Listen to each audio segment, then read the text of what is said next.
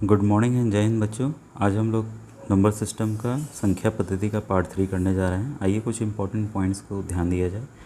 1 से 100 तक की गिनती में 11 बार शून्य आता है। अगर शून्य जोड़ा जाए 10 का 20 का तो कुल जो है 11 बार आता है। तो ये सब पॉइंट्स देखिए हम निकाल सकते हैं, लेकिन जब हम MCQ करते हैं तो हमें बस ध्यान देना होता है कि जल्द से जल्द हमें आंसर लाना है। तो इसको इन पॉइंट्स को आप याद कर लीजिए। From 1 to 100 zero comes 11 times. Okay. Second point is 1 से 100 तक की गिनती में एक आता है। जो एक संख्या है 1 से 100 तक की गिनती में कुल 21 बार आता है, 21 टाइम्स आता है। From 1 to 100 1 comes 21 times. Third point है बच्चों, 1 से 100 तक की गिनती में 25 अभाज्य संख्याएं होती हैं। ये आपको याद कर लेना है कि 25 अभाज्य संख्याएं 1 से 100 तक के बीच में होती हैं। लेकिन कौन कौन सी संख्याएं होती हैं इसका भी हमें इस्तेमाल याद होना चाहिए, और जब क्वेश्चंस आएंगे तो आप खुद देखेंगे कि इसका काफ़ी यूज़ है बच्चों। तो ये देखिए नंबर 3 पॉइंट आपका जो है वो बता रहा है कि 1 से 25 तक कितनी अभाज्य संख्या हैं। कुल 9 हैं बच्चों। वैसे ही 25 से 50 तक कुल कितने हैं, 6 हैं। 50 से 75 तक कितने हैं, 6 हैं।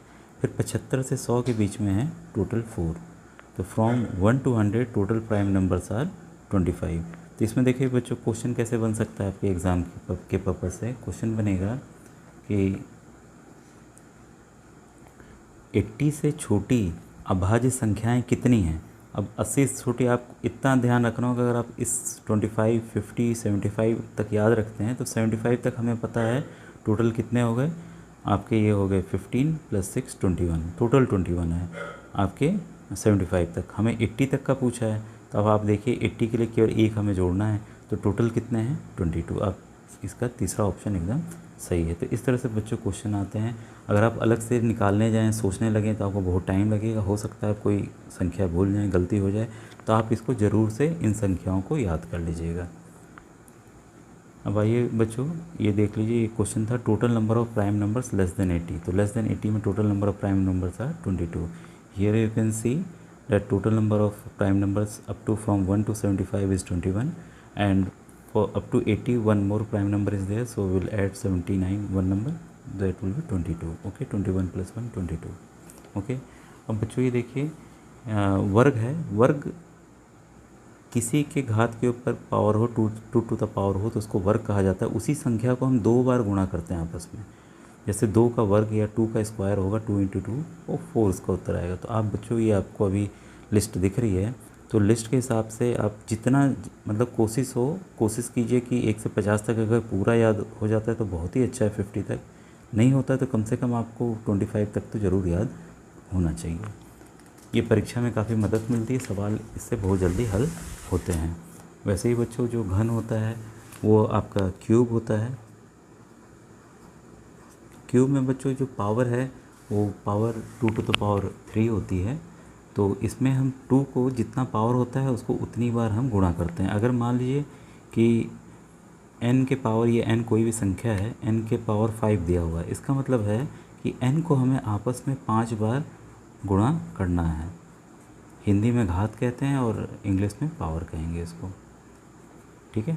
तो 5 बार हमें गुणा आपस में करके जो उत्तर आएगा आप लिख देंगे, क्योंकि 2 के पावर 3 है, तो इसी को 2 को हम 3 बार गुणा करेंगे जिसका आंसर 8 आएगा। तो आपके सामने वो लिस्ट दिख रही होगी, तो आप इससे पूरा 1 से 20 तक एकदम याद कर लीजिए, ये आपके लिए बहुत ज़रूरी है। अब छठा पॉइंट है बच्चों, कुछ महत्वपूर्ण संख्याओं का वर्गमूल, ठीक है। Square root of some important numbers हैं। कुछ महत्वपूर्ण संख्याओं का घनमूल, क्यूब रूट ऑफ सब इम्पॉर्टेंट नंबर्स। तो ये भी देखिए क्यूब रूट, अगर 8 की बात की जाए, देखिए बच्चों क्यूब रूट में बता रहा हूँ, 8 की बात की जाए तो हमें इसको 3 के पेयर में बनाना है, 2 × 2 × 2, ये क्यूब रूट है बच्चों।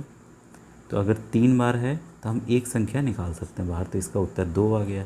वैसे ही बच्चों देखिए अगर 2⁻³ है, अभी जैसे हमने देखा तो 2 को हमने 3 बार गुणा किया तो इसका उत्तर 8 आ गया। ये देखिए एक दूसरे का आंसर इसी में आ रहा है। तो आप इससे समझ सकते हैं कि अगर आपने घन और क्यूब और स्क्वायर याद कर लिया तो आप इजीली स्क्वायर रूट और उसके क्यूब रूट को भी जान लेंगे बच्चों। तो ये है इंपॉर्टेंट पॉइंट्स को, तो आप इसको ज़रूर याद करें बच्चों। आप यहाँ देख सकते हैं, यहाँ पे देखिए 5 + 3, ऐसे तो हमें पता चल रहा है कि हम 5 में 3 को जोड़ना है, अगर इनके आगे साइन की बात करें, हमेशा याद रखिएगा कि किसी भी नंबर के आगे अगर कोई चिन्ह साइन नहीं दिया गया है तो वहाँ प्लस साइन होता है, ठीक है। तो वैसे ही 5 में 3 जोड़ा आपने 8 आ गया। यहाँ पे देखिए घटाने का चिन्ह है, तो हम घटाएंगे, घटाने का चिन्ह है तो घटाएंगे। 5 में से 3 घटाइए 2।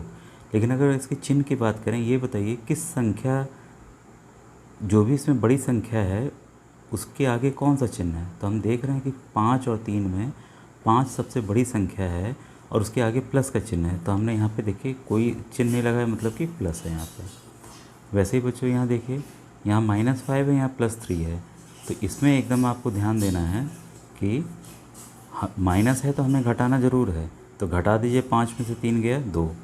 लेकिन चिन्ह हमें, अभी मैंने क्या बताया रूल, आपको साइन उसका लगाना है जो कि जो संख्या बड़ी है। तो यहाँ हम देख रहे हैं 5 और 3 में 5 बड़ा है, लेकिन 5 के आगे माइनस का साइन है, तो यहाँ उत्तर आ जाएगा -2। तो बच्चों इस कॉन्सेप्ट को ज़रूर याद रखिए। और यहाँ बच्चों देखिए दोनों ही माइनस हैं, तो दोनों का साइन सेम है। जैसे यहाँ देखिए प्लस प्लस था तो हमने जोड़ दिया, इसके आगे देखिए इसलिए +8 है ये। वैसे ही इसको हम जोड़ देंगे और साइन जो दोनों में एक कॉमन है उसी को लगाएंगे, तो -8 इसका उत्तर आएगा। तो ये कॉन्सेप्ट बच्चों ध्यान रखिए, इसमें गलती आपको नहीं करनी है। और किसी भी संख्या में अगर 0 को जोड़ा जाए तो वही संख्या होती है, तो 5। किसी भी संख्या में अगर घटाया जाए 0 को तो वही संख्या आती है। किसी भी संख्या को अगर 0 से गुणा किया जाए तो हमेशा 0 आता है। a गुणे 0 इज इक्वल टू 0 गुणे a डेट इज़ इक्वल टू 0। तो चीज़ वही है। अब देखिए वो बच्चे लोग 15 पॉइंट जो है हमारा, योज्य प्रतिलोम, एडिटिव इन्वर्स। एडिटिव इन्वर्स बच्चों देखिए, अगर कोई संख्या a है तो उसका एडिटिव इन्वर्स या योज्य प्रतिलोम जो है वो -a होगा। वैसे ही बच्चों अगर -a है तो ये a होगा। a मतलब कि +a की बात मैं कर रहा हूँ यहाँ पे। जैसे आप देख रहे हैं यहाँ पे कि 5 में से हमें 3 को घटाना है, ये इक्वल है, दोनों एक दूसरे से बराबर है। क्यों? क्योंकि आप बोलेंगे सर यहाँ तो प्लस साइन है, लेकिन हमने क्या लिखा है, 3 का योज्य प्रतिलोम इस्तेमाल करना है। तो 3 का योज्य प्रतिलोम क्या होता है, -3। तो बात तो वही पड़ी, 5 में से 3 को हमें घटाना है। ये है एडिटिव आइडेंटिटी, इसको कहते हैं। तो इसमें देखिए किसी भी संख्या में अगर 0 को जोड़ा जाए तो वही संख्या आती है जिसमें वो जोड़ा जा रहा है। तो यहाँ पे -8 + 0 -8, 0 + -5 -5 भी आ रहा है। ये गुणात्मक वाला है, मल्टीप्लिकेटिव आइडेंटिटी है बच्चों। इसमें हमेशा याद रखिएगा, अगर 1 से किसी भी संख्या गुणा करते हैं तो वही संख्या आती है। तो इसमें बच्चों ध्यान दीजिएगा आप मल्टीप्लिकेटिव आइडेंटिटी में कि जैसे यहाँ -3 × 1 है तो -3 उत्तर आ रहा है, 1 × -5 है तो -5 इसका आंसर आ रहा है बच्चों। वैसे आप देखिए 18 पॉइंट, वितरण गुण, डिस्ट्रीब्यूटिव लॉ।